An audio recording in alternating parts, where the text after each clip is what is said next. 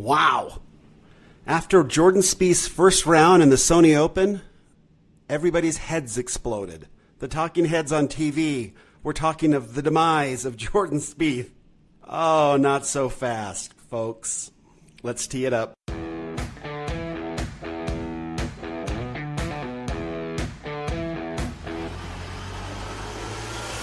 Welcome to Data Access Golf, your home for rapid golf improvement. And now, from the thin air of the Rocky Mountains, next on the number one tee, your host, Aaron Stewart. Yeah, so if you were watching a little of the Golf Channel this morning or last night, there was a lot of talk about Jordan Spieth. And I know that yesterday's show was about Jordan Spieth, and so was today's, frankly. Yesterday we talked about how Jordan mentioned that he was embracing technology, that he had figured out that there was some things wrong in his swing, and a lot of the help, a lot of what he was able to notice was because he had embraced technology, and so he was seeing some things.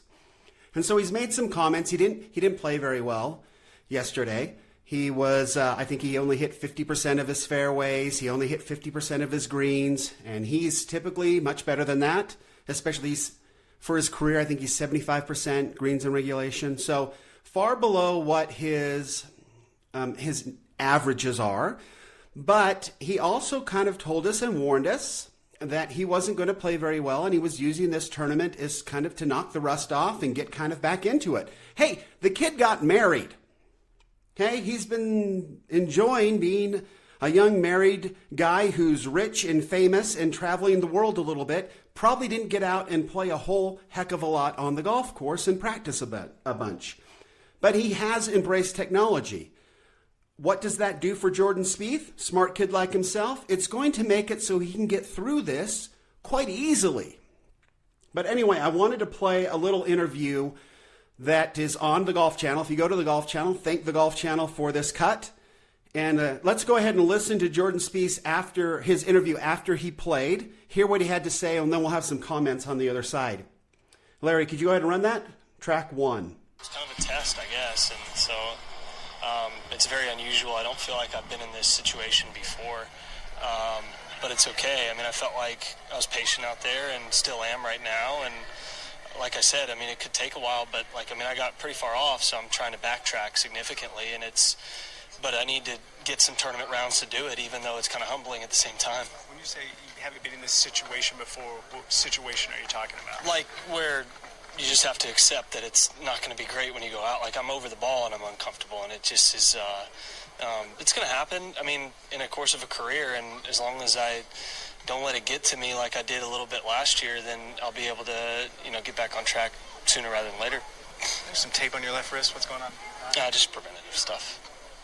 How would you assess your putting as part of that whole process? Actually, pretty good. I mean, I felt comfortable with the putter today. I didn't end up making anything, but I felt like I hit my lines. I felt comfortable. That's closer than the swing is, but, it's not to where I'm just over it and playing shots or over it and seeing lines and hitting putts. And it'll get there. I'm not worried about it.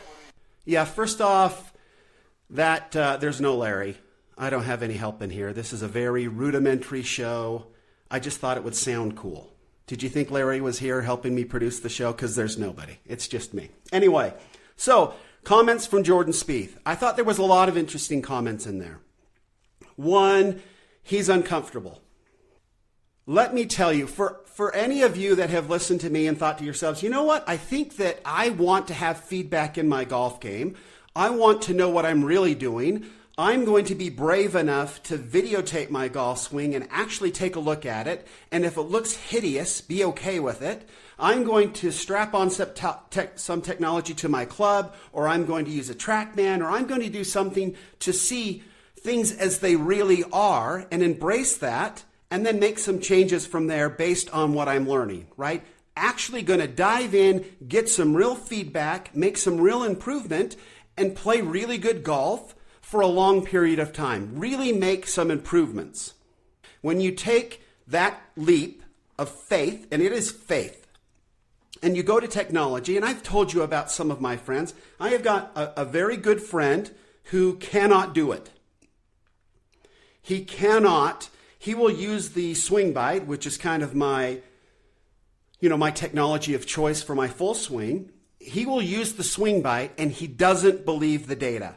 He just has absolutely no trust in the data. He thinks it's wrong. He doesn't think there's any way possible that he's swinging like that. He absolutely cannot embrace the technology. So he continues to go on with feel. And I'm telling you, I have been playing with this guy for years, and he has never gotten any better, period. And you can't, and you won't, unless you've got a whole lot of time to hit 1,000,000 balls and eventually figure it out for yourself. But if you're an amateur and you don't have a lot of time to practice and you're not using technology, you kiss the opportunity to get better goodbye, because it ain't happening. Okay? It's not happening. Now, even for the pros, Jordan Spieth mentioned that he was just, when he was younger, he would just go out and play and he didn't question anything. He just let it go and let it work. Well, it's his job now. He sees people using technology. I think that he's very interested in all of it. We know he's got a simulator in his house. So all of a sudden he's realizing there's a lot of data out there. So let's take a look and see what my swing looks like. I don't think he probably liked it. I don't think he likes his flying elbow. I don't think he likes some of the things that he saw. So your natural tendency when you see something you don't like, I'm promising all of you this will happen. When you see your swing for the first time in video, when you put on a piece of technology and you actually see the numbers and you compare them to numbers that are actually really good, you will freak out. It's brutal. It's super, super hard to see it. When I first saw my swing on the swing bite, I wanted to vomit. I thought I was a pretty good player. I thought I had a pretty good swing. On video, it looked okay. But when I saw the real data, it stunk. It was bad. I had a lot of work to do. 17,000 swings later, okay, I've got some things figured out and I've got a pretty decent golf swing. And I've had to work pretty hard for it. Not overly hard, because I've been focusing on the right things. And so it's come along pretty quickly, and now I just enjoy to make sure. But I love knowing now where my swing needs to be. I love knowing that feels mean nothing, and that I can always go back to a piece of technology and figure out what my swing is supposed to feel like right then. Jordan is going through that process right now. He's freaked out because he's realized that there's some things in his golf swing that he doesn't like, that technology has shone a light on, and he knows that those things need to be fixed. And now he's going through and trying to make those fixes. So he's going to be very confused and very upset for a little while, and it's not going to be great. But if he just holds on, he talked about how his putting is a little bit closer than his full swing.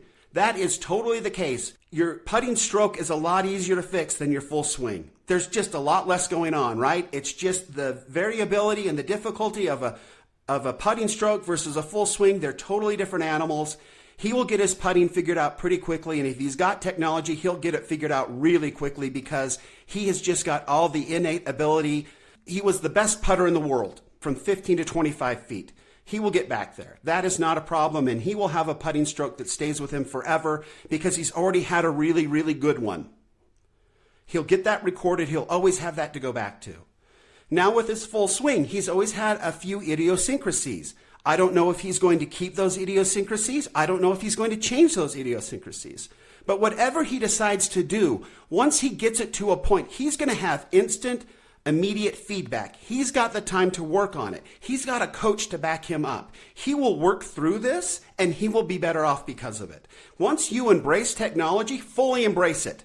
And just realize this is the data. The data is accurate. I'm going to actually go with it, and I'm going to just trust it and improve and just absolutely immerse yourself in it, accept it, and decide to change, then magical things can happen for Jordan Spieth. He's an incredible talent. He's got the mental acuity, the mental ability to think his way through the Masters when he doesn't have his best stuff.